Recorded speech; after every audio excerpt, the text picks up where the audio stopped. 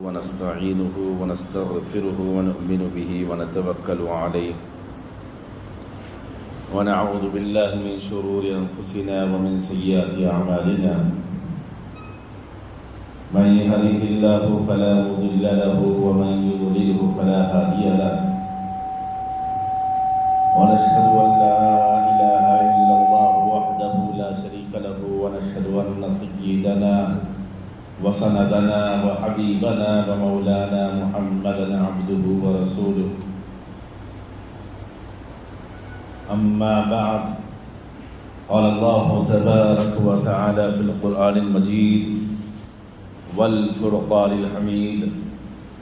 أعوذ بالله من الشيطان الرجيم بسم الله الرحمن الرحيم حاميم والكتاب المبين إنا أنزلناه في ليلة مباركة إنا كنا منذرين فيها يفرق كل أمر حكيم صدق الله مولانا العظيم قال النبي صلى الله عليه وسلم كن في الدنيا كأنك غريب أو عابر سبيل أو كما قال عليه الصلاة والسلام۔ معزز بزرگوں اور عزیز ساتھیوں اور دین و اسلام کے مت والوں، رب کریم کا بڑا احسان اور اس کا فضل ہے کہ اللہ رب العزت نے ایمان و سلامتی کے ساتھ صحت و عافیت کے ساتھ ہماری مبارک زندگی کے اندر مبارک رات نصیب فرمانے والے ہیں۔ اللہ رب العزت فرماتے ہیں ہم نے قرآن پاک کو نازل فرمایا ہے مبارک رات میں، اور اس کے اندر اللہ تبارک و تعالیٰ نے اولین و آخرین کے تمام فیصلے صادر فرمائے ہیں۔ یہ وہ رات ہے جس کے اندر اللہ رب العزت سال بھر کے احکامات جاری فرماتے ہیں، جس کو شب برات کہتے ہیں۔ اللہ رب العزت نے وہ رات انشاءاللہ ہمارے مقدر فرمائیں گے، تو اس کے لیے ضروری ہے کہ ہم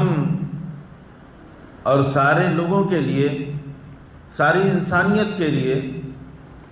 نبی رحمت صلی اللہ علیہ وسلم کی تعلیمات اور آپ علیہ السلام کا وہ عمل جو نبی رحمت صلی اللہ علیہ وسلم سے ثابت ہے، کیونکہ ایمان کی تکمیل کے لیے اور ہماری نجات کے لیے، دنیا اور آخرت کی بھلائی کے لیے تین چیزوں کا ہونا ضروری ہے۔ وہ تین چیزیں ہم کو ملتی ہے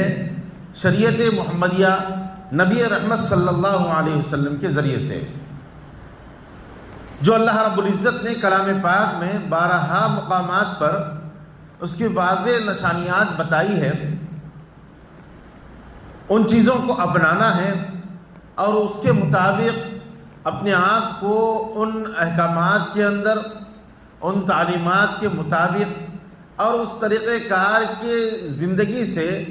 اپنے آپ کو سنوارنا ہے اور اپنے آپ کو بنانا ہے، کیونکہ شب برات جو ہے اس میں اللہ رب العزت نے بڑی برکتیں رکھی ہے اور بڑی سعادتیں اس کے اندر رکھی ہے۔ اللہ کے نبی علیہ السلام فرماتے ہیں کہ جو بندہ عیدین کی 2 راتیں اور شب برات کی رات جاگ کر اللہ کی عبادت کرتے ہوئے جاگے تو پھر اللہ رب العزت اس کی ضرور مغفرت فرماتے ہیں۔ تو لہذا جاگنا اپنی جگہ ہے، لیکن عبادت کرنا، نوافل پڑھنا اور اس کے اندر ذکر و تلاوت کرنا، اللہ سے دعائیں اور التجائیں کرنا اور اللہ تبارک و تعالیٰ کی طرف متوجہ ہونا اس رات کا خاصہ ہے، جس کو اللہ کے نبی علیہ السلام نے بتایا ہے کہ اس انداز سے اس مبارک رات کا اہتمام کرنا ہے۔ تو لہذا تو 3 چیزیں وہ ہے جس کے ذریعے سے ہمارے ایمان کی تکمیل ہوتی ہے، جس میں راستے خداوندی ملتا ہے ہم کو، وہ ہے سب سے پہلے ایمان باللہ۔ ایمان باللہ یعنی اللہ رب العزت کے اوپر ایمان رکھنا، اللہ رب العزت کا کسی کو شریک نہ ٹھہرانا، اپنے اندر تکبر اور غرور پیدا نہ کرنا، کیونکہ تکبر اور غرور اور بڑائی اللہ رب العزت کی ہے، لہذا اللہ رب العزت زمین پر اکڑ کر چلنے والے متکبر مغرور کو پسند نہیں فرماتے، لہذا عاجزی انکساری نبی رحمت صلی اللہ علیہ وسلم کا معمول تھا کہ جب وہ کھانا کھایا کرتے تھے تو غلام جیسا رویہ اختیار کرتے تھے، غلام جیسا انداز اختیار کیا کرتے تھے، کیونکہ اللہ رب العزت یہ چاہتے ہیں کہ میرا بندہ میرے سامنے میری عاجزی بتائے، اپنی عاجزی ظاہر کرے، تو ہمارا کام بھی یہ ہونا چاہیے کہ اللہ رب العزت نے جو ہمیں تعلیمات دے رہے ہیں ہم کو کیوں پیدا فرمایا ہے، تو لہذا سب سے پہلے ہمارا یہ کام ہونا چاہیے کہ ایمان باللہ، اللہ پر ایمان ہونا چاہیے، ویسے ایمان ہونا چاہیے جیسے ایمان نبی رحمت صلی اللہ علیہ وسلم نے بتایا ہے، کیونکہ گزشتہ پیغمبروں کے امتیں کیوں ہلاک اور برباد ہوئی ہے، وجہ یہ ہے کہ ایمان باللہ کے اندر انہوں نے تفریق کر دی ہے، ایمان باللہ کے اندر انہوں نے اپنے خیالات کو، اپنے تصورات کو اس میں ٹھوس دیا ہے۔ جب یہ چیزیں پیدا ہو گئی تو اللہ رب العزت نے ان کو ہلاک کیا، طرح طرح سے ان کے اوپر عذابات لائے اور وہ مصائب کے اندر مبتلا ہوئے۔ لہذا ہمارے لیے ایمان باللہ کے لیے ضروری ہے کہ ہم ایمان اس انداز سے لائیں جس انداز سے اللہ رب العزت پر ایمان لانا ہے، جو طریقہ کار نبی رحمت صلی اللہ علیہ وسلم بتائے ہیں۔ مشرکانہ اعمال سے بچنا ہے، شرک اعمال سے بچنا ہے، اللہ کے علاوہ کسی کو شریک نہ ٹھہرانا ہے، یہ سب چیزیں عقائد اسلام کے مطابق ہمیں نبی رحمت صلی اللہ علیہ وسلم کے بتائے ہوئے طریقے کے مطابق ہمیں اللہ کے اوپر ایمان لانا ہے۔ تو آج ہمیں جائزہ بھی لینا ہے، کیونکہ ہمارا جب ایمان مکمل نہیں ہوگا تب ہماری مغفرت والی رات کے اندر ہماری نجات کا کوئی ذریعہ نہیں بن سکتا، تو لہذا ایمان کامل ہونا ضروری ہے۔ تو سب سے پہلے اللہ کے اوپر ہمارا ایمان باللہ ہونا کہ اس انداز سے کہ اللہ کے ساتھ ہم کسی کو شریک نہ ٹھہرائے ہو، اور نہ ہی ہمارا رویہ اور ہمارا طرز عمل اور نہ ہی ہمارے دلوں کے اندر وہ متکبرانہ حرکتیں یا مغرور پن ایسا نہ ہو کہ جس سے اللہ رب العزت کی الوہیت کے اندر کوئی شکوک و شبہات پیدا ہوتے ہوں، تو ان سے بچنا ہے۔ پھر دوسری چیز وہ یہ ہے کہ ایمان بالرسول، ایمان بالرسول وہ ہونا چاہیے جس کو تعلیمات قرآن بتاتا ہے کہ جو پچھلے انبیاء علیہ السلام کی امتوں نے اپنے انبیاء علیہ السلام کو ستایا، پریشان کیا، کہیں ان کا قتل کیا تو کہیں انہیں ڈھکیل دیا، کہیں ان کی بات نہیں مانی تو کہیں لوگوں نے ان کو در بدر کر دیا، کوئی شہر سے نکال دیا تو کوئی ملک بدر کیا۔ ایسے حالات انبیاء علیہ السلام کے ساتھ پیش آئے ہیں، لیکن امت محمدیہ نے نبی رحمت صلی اللہ علیہ وسلم کا ساتھ دیا، احکامات کو اپنایا اور نبی رحمت صلی اللہ علیہ وسلم کی شریعت کو اپنے لیے اوڑھنا بچھونا بنایا، تو پھر اللہ رب العزت نے ہمیں وہ امت بنایا جو امت آخرت کے دن، کل قیامت کے دن اللہ تبارک و تعالیٰ انبیاء علیہ السلام کی گواہی دینے کے لیے ہمیں پیش فرمائے گا کہ اے امت محمدیہ تشریف لائے اور سابقہ امت کی گواہی دیں، سابقہ امت کے انبیاء کی گواہی تم دو، یعنی ہمارے لیے بڑا اعزاز ہے۔ تو اللہ کے نبی علیہ السلام کے ساتھ ہمارا رویہ وہ ہونا چاہیے جو سابقہ امتوں کا عمل جو تھا ویسا نہیں، بلکہ ہمارا ساتھ ہونا چاہیے۔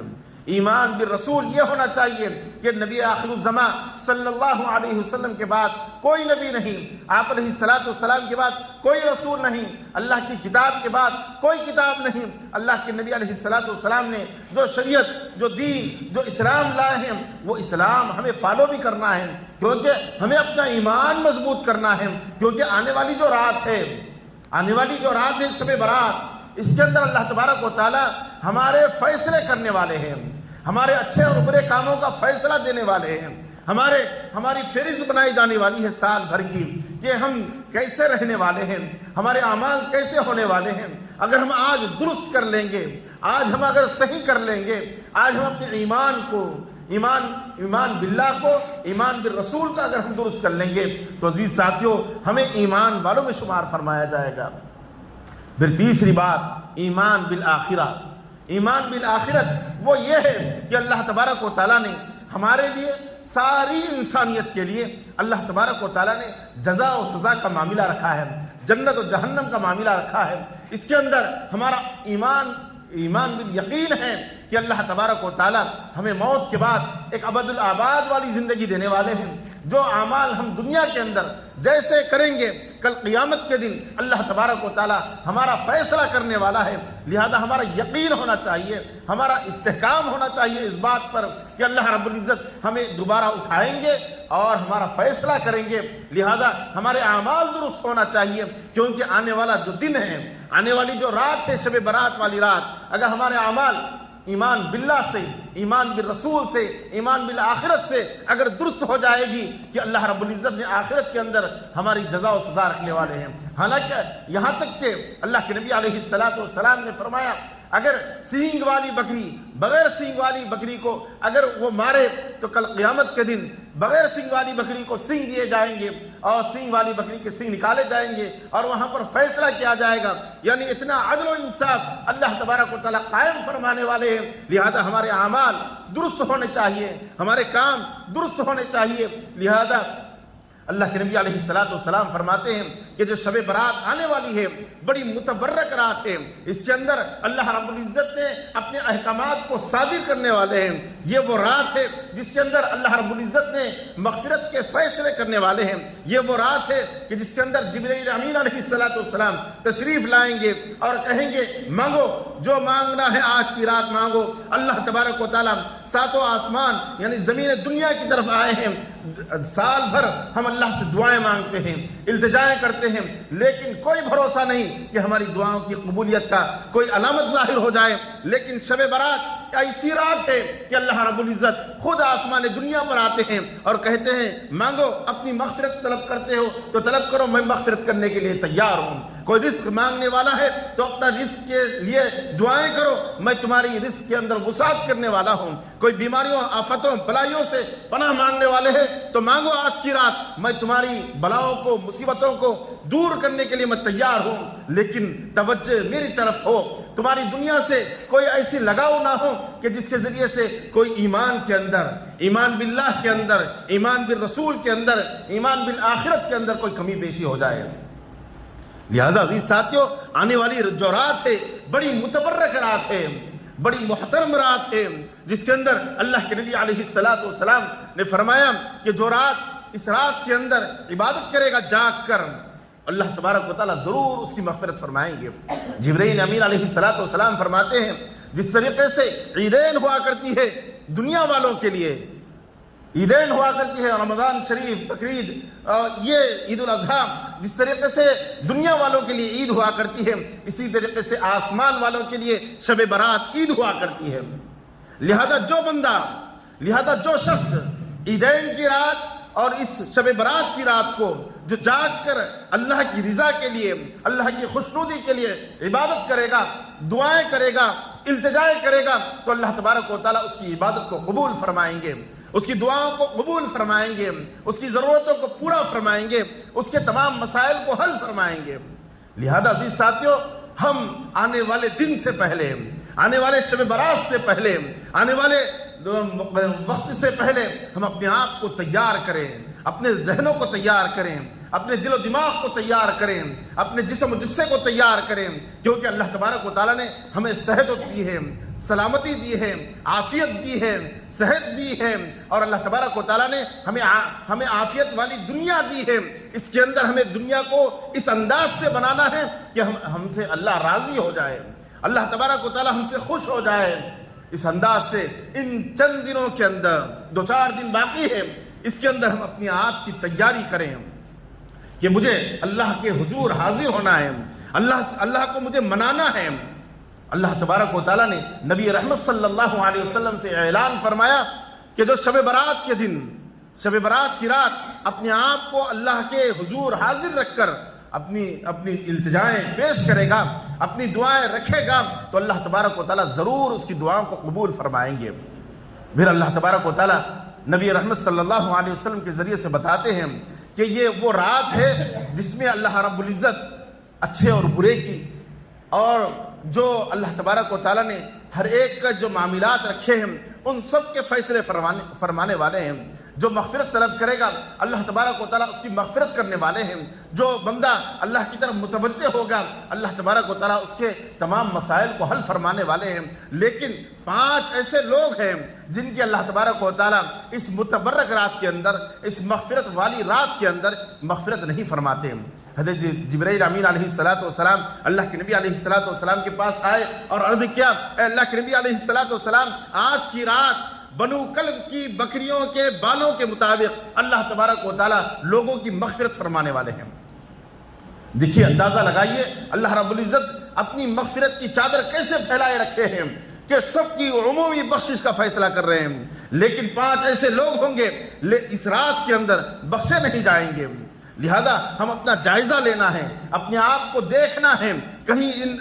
ان اشخاص کے اندر یا ان افراد کے اندر، ان ملعونین کے اندر کہیں ہمارا بھی شمار نہ ہو جائے۔ سب سے پہلے مشرک جو اللہ کے اوپر اللہ کے ساتھ کسی کو شریک کھڑا کرتا ہے، ایسے شخص کی اس رات کے اندر مغفرت نہیں ہوگی۔ پھر دوسرا شخص جو والدین کا